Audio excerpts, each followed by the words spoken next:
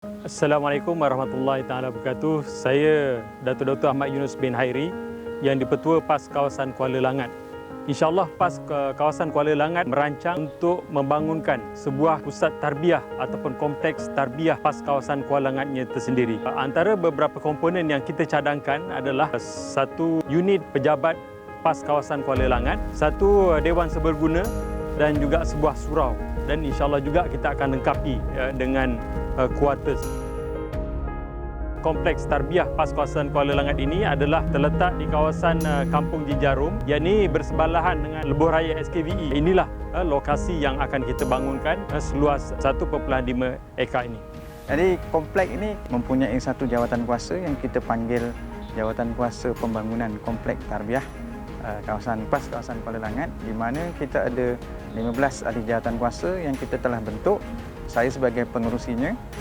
Kompleks ini bukan hanya untuk dewan sahaja, tetapi kita gunakan juga untuk segala-segala event, program-program ceramahnya di situ, permainan, badminton, takraw.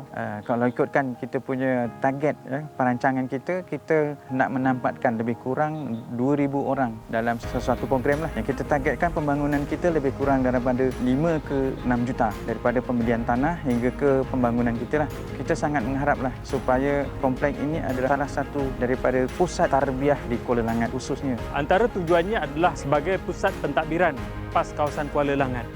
Dan antara lainnya adalah menjadi pusat kepada pembangunan Islam di kawasan Kuala Langat ini khususnya dan umumnya di negeri Selangor.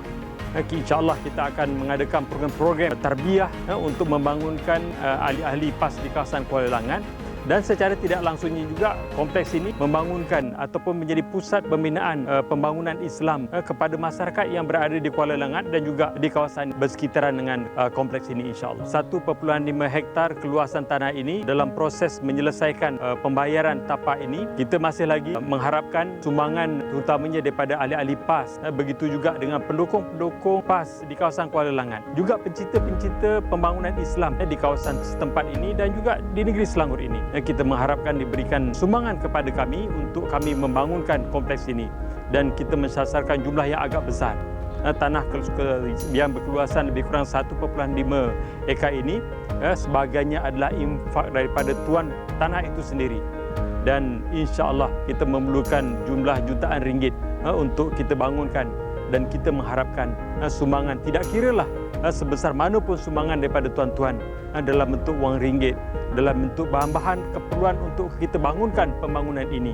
Mungkin bahan-bahan mentah termasuklah simen, pasir, tanah dan sebagainya itu, besi dan sebagainya itu sangat-sangat diperlukan sumbangan daripada semua masyarakat yang mencintai kepada Islam. Dan kita mengharapkan kepada semua ahli-ahli kita dapat menyumbang demi kelangsungan projek ini. Sumbangan kita amat mudah, ya. Kita boleh buat secara direct debit, ya, ataupun kita masukkanlah dekat akaun kita. Tengok akaun kita ni, ya. Dan secara direct sumbangan jumpa dengan ahli jawatan kuasa pun boleh. Saya mengucapkan ribuan terima kasih kepada semua sahabat-sahabat yang dapat membantu untuk projek ini, bukan untuk kita sebenarnya tapi untuk semua.